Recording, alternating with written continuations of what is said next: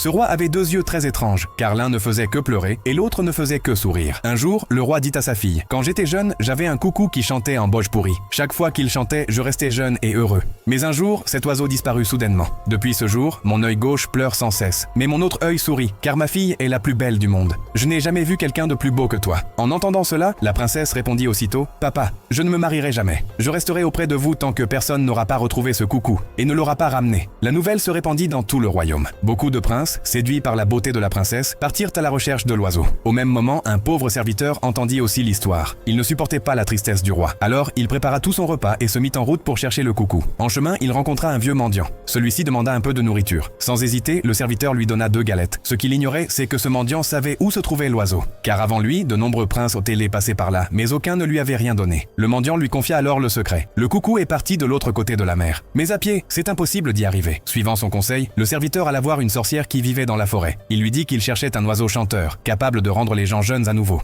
La sorcière, touchée par ces paroles, lui offrit un cheval doré et dit: « Ce cheval magique t'aidera. » Dès que le serviteur monta dessus, le cheval se transforma en rayon de lumière et en un clin d'œil, le transporta de l'autre côté de la mer. Une fois arrivé, le cheval lui donna un sifflet en disant: « Si tu rencontres un danger, souffle dedans. Je viendrai aussitôt. » Le serviteur poursuivit son chemin et rencontra une vieille femme. Il lui demanda doucement: « Savez-vous où se trouve l'oiseau chanteur ?» Elle lui montra du doigt: « Là-bas, dans la forêt, il est coincé tout en haut du plus grand arbre. Il ne peut plus bouger. » Le serviteur courut vers l'arbre, mais il était si haut qu'il ne pouvait pas grimper. Alors il se rappela du sifflet, souffla, et le cheval doré apparut. Celui-ci le porta facilement jusqu'à la branche la plus élevée. Le serviteur délivra l'oiseau et repartit vers le palais. Quand il aperçut le royaume au loin, il murmura à l'oiseau: « Allez, chante fort, nous rentrons à la maison. » Le coucou se mit à chanter avec joie. Dès que les habitants du royaume entendirent ni son chant, ils redevinrent jeunes. Même les arbres secs reverdirent. Le vieux roi, assis dans son palais, entendit aussi le chant et retrouva lui-même sa jeunesse. Après cela, la princesse épousa le serviteur et ils vécurent heureux pour toujours.